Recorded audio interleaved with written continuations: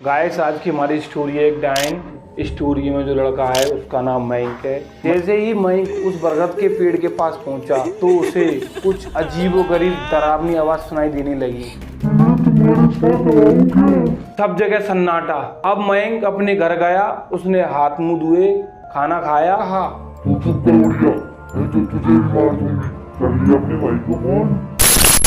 Hello guys, मेरा नाम है रोहित यादव और welcome back to first video in this channel.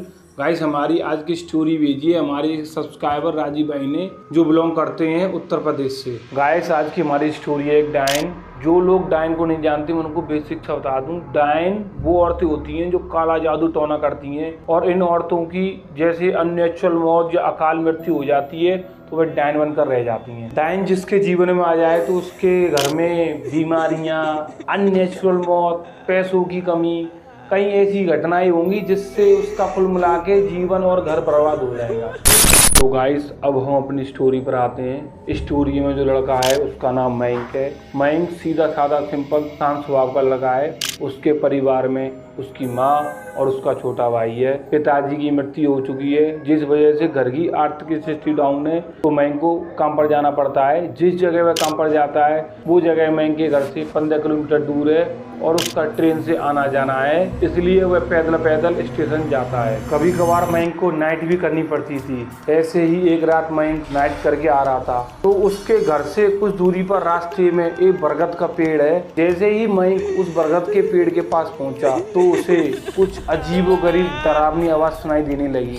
जैसे ही मयंक की निगाह उस बरगद के पेड़ पर पड़ी तो उसने देखा कि एक औरत फांसी का फंदा लगे हुए लटकी हुई है और गाइस उसके बाल जमीन तक।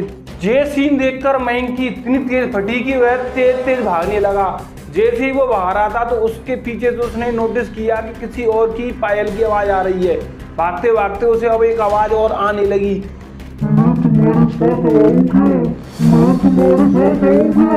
अब ये आवाज गाइस धीरे धीरे कर इतनी तेज होने लगी कि मयंक पर वो आवाज सही नहीं जा रही थी और मयंक को ना चाहते हुए भी कहना पड़ा, हाँ हाँ हाँ आजा आजा आजा चल मेरे साथ। और इतना कहते ही सब जगह सन्नाटा।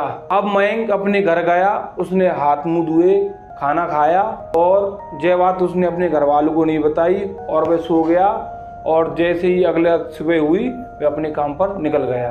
ऐसे ही 3 से 4 दिन और गुजर गए। अब आता है स्टोरी में ट्विस्ट। अब है 5वें दिन की बात। अब मयंक की माँ ने गौर किया कि मयंक के नाखून पीले पड़ गए हैं, उसकी आंखों पर डार्क सर्कल आ गए हैं, उसके शरीर से स्मेल आ रही है। यह सब देखकर मयंक की माँ को चिंता हुई तो उन्होंने पूछा, बेटे तेरे साथ ये क्या हो रहा है, तुझे कोई दिक्कत तो नहीं है, चल डॉक्टर के पास चलते हैं, काम पर मत जा। पर मयंक ने इस बात का कोई जवाब नहीं दिया और उसने टिफिन लिया और सीधा काम पर चल दिया। ऐसे ही धीरे धीरे कर कुछ दिन और गुजर गए। अब मयंक के व्यवहार में चेंज आने लगा। मयंक छोटी छोटी बातों पर गुस्सा करने लगा, अपनी माँ से बदतमीजी से बात करने लगा और अपने छोटे भाई को पीटने लगा। ये सब देखकर उसकी माँ ने उससे कहा, बेटे तू छोटे को क्यों मार रहा है? तो उसने माँ से कहा,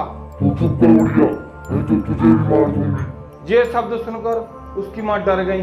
मयंक के जाने के बाद उसकी माँ कमरे में सफाई के लिए गई तो उन्होंने देखा कि मयंक के कमरे के सारे शीशे टूटे हुए हैं और जो भगवान की मूर्तियाँ तस्वीर थी वो भी अलग कोने में टूटी हुई डली हैं।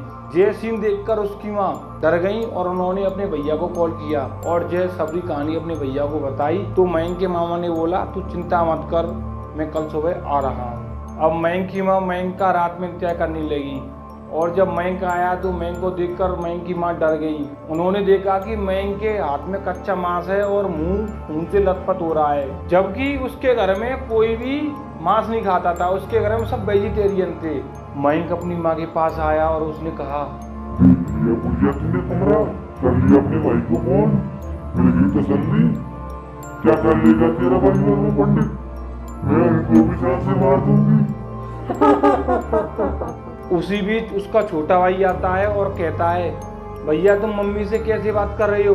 और मयंक उसी आवाज में कहता है, अगला नंबर तेरा ही है। मयंक अपने कमरे में गया और कुंडी लगा ली। अब हुई सुबह होते ही मयंक के मामा मयंक के घर आ गए और सीधा मयंक के कमरे में गए और देखा कि मयंक का शरीर पूरा जैसे उसके शरीर से आग निकल रही है तप रहा था। अब मयंक के मामा ने मयंक को कार में रखा।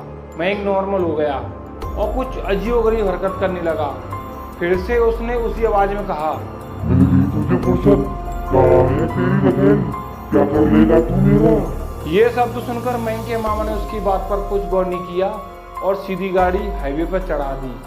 और गाड़ी के हाईवे पर चढ़ते ही जो नहीं होना चाहिए था वो ही हो गया। क्या मयंक मंदिर पर पहुंच पाएगा? तो उसके घर वाले उसको बचा पाएंगे? देखते हैं।